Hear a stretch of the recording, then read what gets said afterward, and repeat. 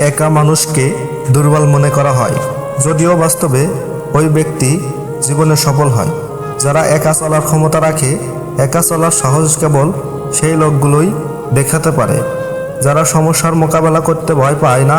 পৃথিবীর বেশিরভাগ লোক অন্য তৈরি রাস্তাতে ভিড়ের মধ্যে চলা পছন্দ করে, আর এই কারণেই বেশিরভাগ লোক জীবনে নতুন কিছু করতে পারে না।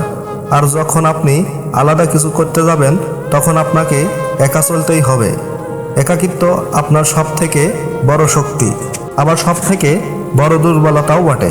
কিছু লোক তাদের একাকিত্ব দূর করার চেষ্টা করে, কারণ তাদের কাছে এই একাকিত্বকে দুর্বল মনে হয়।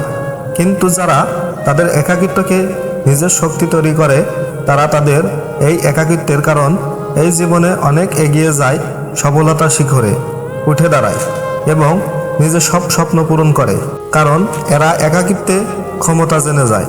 আজকাল লোক একাকিত্বকে নেগেটিভভাবে দেখে, কিন্তু বাস্তবে প্রতিটি মানুষই একা জন্ম হয়েছে, একা আমরা মৃত্যুবরণ করব একাই। যদি এত বড় বড় কাজগুলো আমরা একা করতে পারি, তাতেই ছোট ছোট দুঃখ ও সমস্যাকে একা মোকাবেলা করার ভয় কোথায়?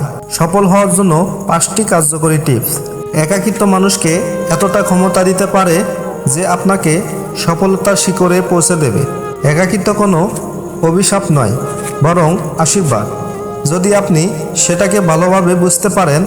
যারা একা চলে, মানুষ তাদেরকে নিয়ে মজা করে, কিন্তু এদের কথায় কিছু মনে করবেন না, কারণ যারা এইসব লোকের কথাকে গ্রহণ না করে এগিয়ে যাবে, তারা একদিন ইতিহাস তৈরি করবে। একাকিত্বে আপনি আপনার মেধাকে খুব ভালোভাবে ব্যবহার করতে পারবেন, আপনার জীবন সম্পর্কে নিজস্বভাবে ভাবতে পারবেন। যখন আপনি একা থাকবেন, তখন কেউ মেধাকে প্রেশার রাখতে পারবে না, আর না আপনাকে কোনো বিড়ম্বনায় পড়তে হবে। যারা বন্ধুদের মাঝে থেকেও দূরে থাকে, তারা জীবনে কোনো কিছুই চিনতে পারবে না, কারণ যারা ভিড়ের মাঝে চলে, তারা কখনোই নতুন কিছু ভাবতে পারবে না। এরা ভাবার সময় পাবে না, আর এদের কেউ কিছু করতে পারবে না, এমনকি নতুন কিছু ভাবতেও পারবে না। কিন্তু যখন আপনি একা থাকবেন, তখন কেবল নিজের সম্পর্কে ভাববেন যে কিভাবে আপনার ভবিষ্যতে আরও মজবুত ও ভালো করতে পারেন। এতে আপনারই লাভ হবে।